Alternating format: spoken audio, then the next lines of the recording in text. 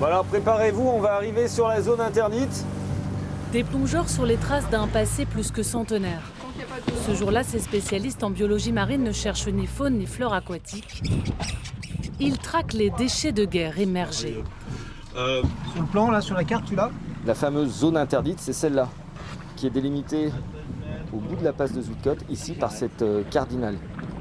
Un type de bouée qui signale un danger aux navigateurs, et pour cause selon ces plongeurs. Sur ce site ont été déversées entre 10 à 15 000 tonnes de munitions, à la fois de la munition conventionnelle et de la munition chimique, dans les années 1920-1921. Donc ces munitions étaient chargées à bord d'un navire, le Ville de Gand, qui a fait plus d'une centaine d'allers-retours. Ok, il est dans l'eau. Le robot part en exploration. Les plongeurs aussi, précaution maximum au regard des risques. Temps de plongée max, entre 12 et 15 minutes.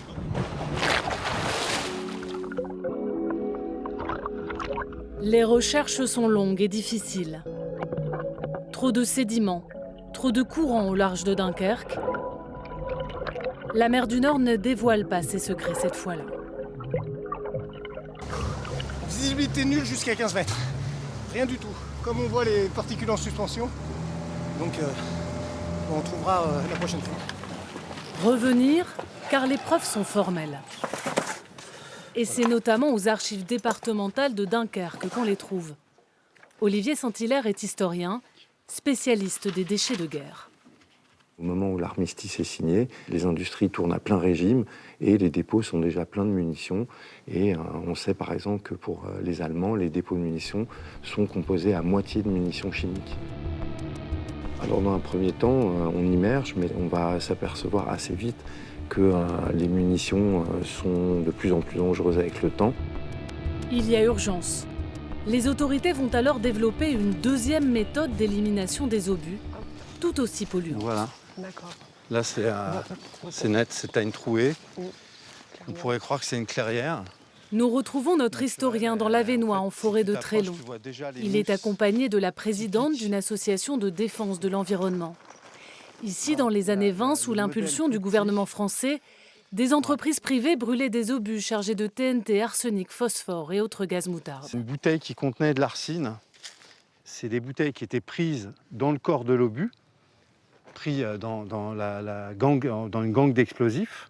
Et donc, quand c'était tiré, au moment où l'explosif explosait, ça vaporisait en fait l'arsine. Et ça, on en retrouve les fragments ici, partout sur ce sol qui est lui-même très très abîmé.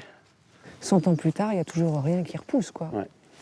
C'est ça qui est impressionnant, c'est-à-dire que quand c'est que du conventionnel, la végétation reprend ses droits petit à petit, tandis que là, Le sol a été brûlé, complètement brûlé. Puis Et brûlé chimiquement, et donc du coup, ça ne repousse pas, même très longtemps après.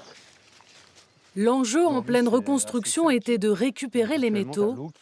Le résultat, un désastre écologique de très long terme. Donc ça fait un siècle que ça ruisselle jusqu'au Et qui ruisseau. se déverse dans ce petit ruisseau.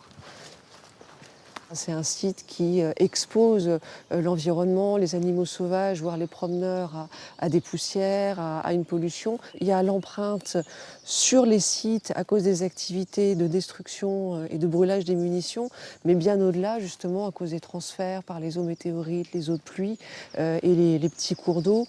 Et les nappes phréatiques aussi, c'est susceptible de se retrouver jusque dans les eaux destinées à la consommation humaine.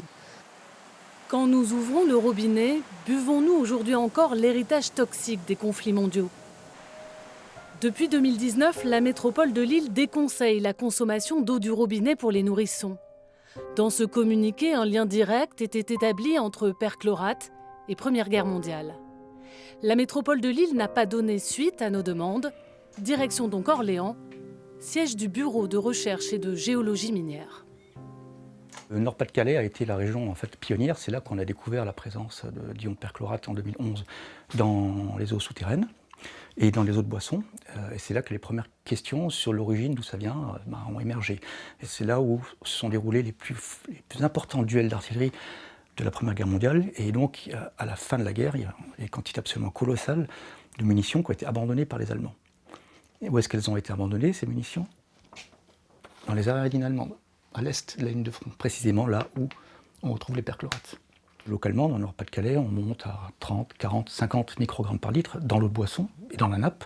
Et dans l'Aisne, je suis allé mesurer un captage d'eau potable où on monte jusqu'à 200 microgrammes par litre. C'est assez considérable.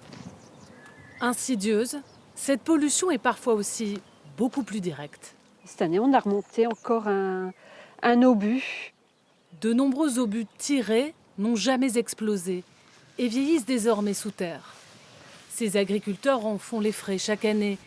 Et quand il s'agit d'une arme chimique, l'expérience vire au traumatisme. Un outil qui va dans le sol et puis qui a attrapé la bombe et qui l'a ouverte. Ce qui était impressionnant, c'est déjà de voir l'outil se relever tellement la bombe était grosse. J'ai vu mon père au loin qui avait compris qu'on avait pris une bombe au gaz. Et puis papa, il avait couru avec les bras en l'air en disant allez loin. Puis on avait couru pour descendre le champ, pour s'éloigner le plus rapidement possible du gaz. Ce jour d'avril 2021, un ouvrier agricole part à l'hôpital.